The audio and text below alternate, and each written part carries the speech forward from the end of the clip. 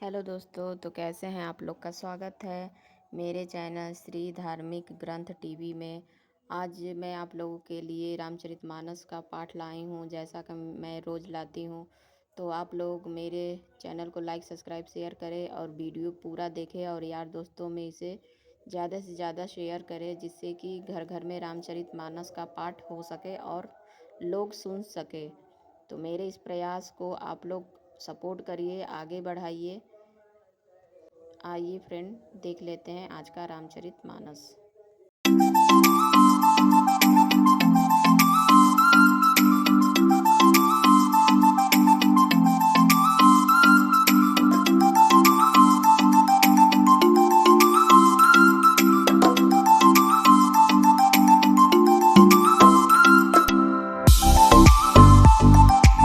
Poha number 110।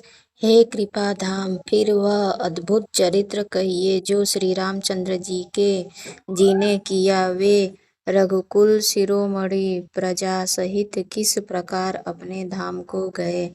हे प्रभु, फिर आप उस तत्व को समझाकर कहिए जिसकी अनुभूति में ज्ञानी मुनिगण सदा मग्न रहते हैं, और फिर भक्ति, ज्ञान, विज्ञान और वैराग्य का विभाग सहित वर्णन कीजिए।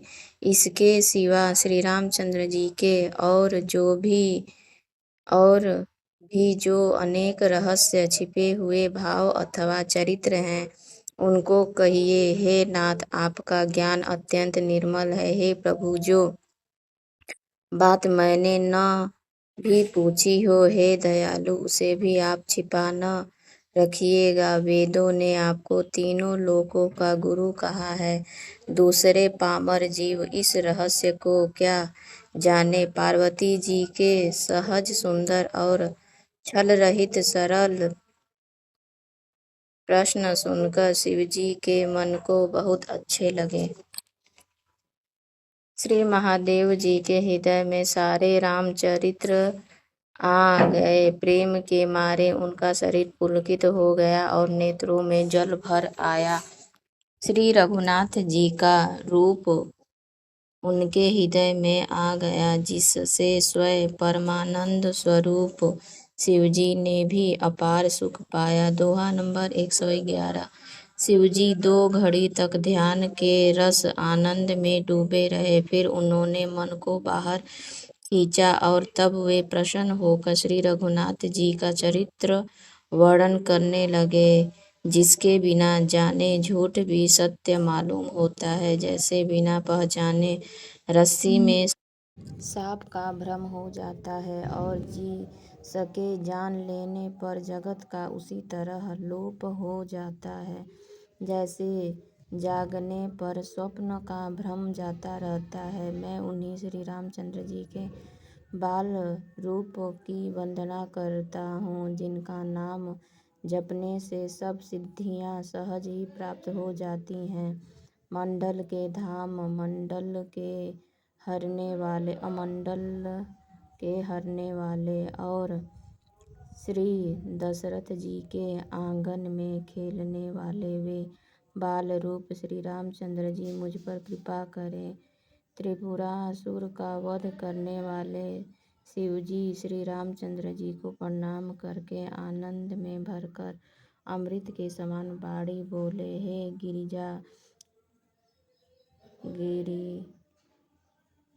गिरिराज कुमारी पार्वती, तुम धन्य हो, धन्य हो।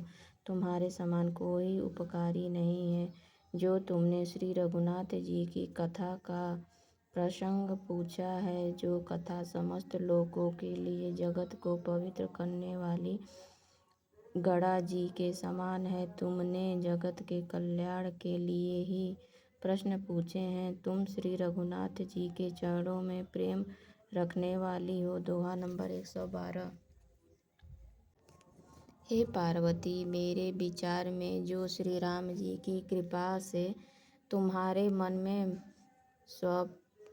स्वप्न में भी शोक, मोह, संदेह और भ्रम कुछ भी नहीं है, फिर भी तुमने इसलिए वही पुरानी शंका की है कि इस प्रसंग के कहने सुनने से सबका कल्याण होगा। जिन्होंने अपने कानों से भगवान की कथा नहीं सुनी, उनके कानों के छिद्र सांप के बिल के समान हैं। जिन्होंने अपने नेत्रों से संतों के दर्शन नहीं किए, उनके वे नेत्र मोर के पंखों पर दिखने वाली नकली आँखों की गिनती में हैं। वे सिर कड़वी तूबी के समान हैं, जो श्री हरि और गुरु के चरण तल पर नहीं झुकते। जिन्होंने भगवान की भक्ति को अपने हृदय में स्थान नहीं दिया, वे प्राणी जीते हुए ही मुर्दे के समान हैं। जो जीभ श्री रामचंद्र जी के गुणों का गान नहीं करती, वह मेढक की जीभ के समान है। वह हृदय वज्र के समान कड़ा और निष्ठुर है। जो भगवान के चरित्र सुनकर हर्षित नहीं होता, वे पार्वती श्री रामचंद्र जी की लीला सुनो। यह देवताओं का कल्याण करने वाली और दैत्यों को विशेष रूप से मोहित करने वाली है। दोहा नंबर 113। श्री रामचंद्र जी की कथा कामधेनु के समान सेवा करने से सब सुखों को देने वाली है और सत्पुरुषों के समाज ही सब देवताओं के लोक हैं। ऐसा जानकर इसे कौन न सुनेगा। श्री रामचंद्र जी की कथा हाथ की सुंदर ताली है, जो संदेह रूपी पक्षियों को उड़ा देती है। पीर राम कथा कलियुग रूपी वृक्ष को काटने के लिए कुल्हाड़ी है। वे गिरिजा कुमारी, तुम इसे आदर पूर्वक सुनो। वेदों ने श्री रामचंद्र जी के सुंदर नाम, गुण, चरित्र, जन्म और कर्म सभी अनगिनत कहे हैं। जिस प्रकार भगवान श्री रामचंद्र जी अनंत हैं, उसी तरह उनकी कथा, कीर्ति और गुण भी अनंत हैं। तो भी तुम्हारी अत्यंत प्रीति देखकर जैसा कुछ मैंने सुना है और जैसा मेरी बुद्धि है, उसी के अनुसार मैं कहूँगा। हे पार्वती, तुम्हारा प्रश्न स्वाभाविक ही सुंदर, सुखदायक और संत सम्मत है और मुझे तो बहुत ही अच्छा लगा है।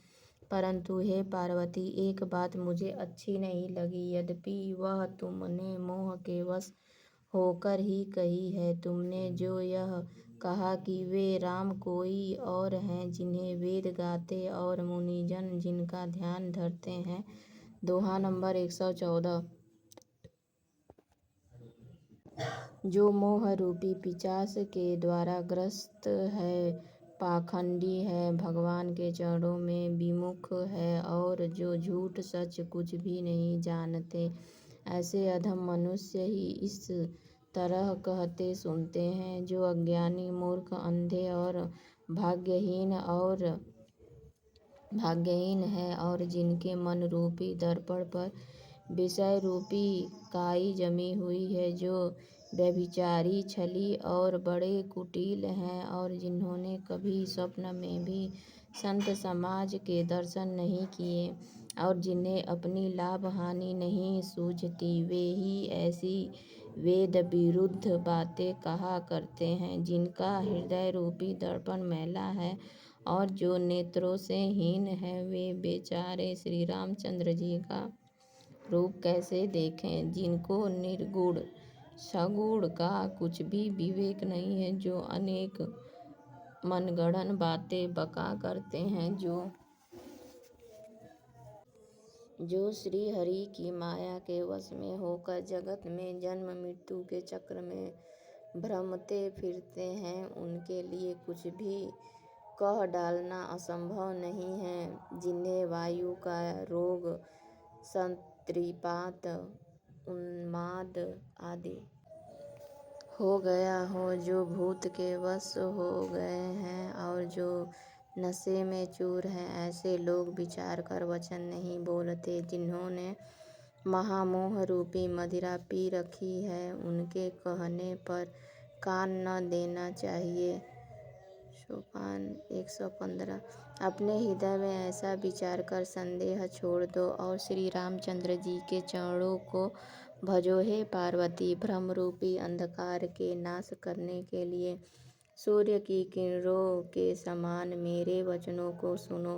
सगुण और निर्गुण में कुछ भी भेद नहीं है। मुनि, पुराण पंडित और वेद सभी ऐसा कहते हैं। जो निर्गुण, अरूप, निराकार, अलख, अव्यक्त और अजन्मा है, वही भक्तों के प्रेमवश सगुण हो जाता है। जो निर्गुण है वही सगुण कैसे है?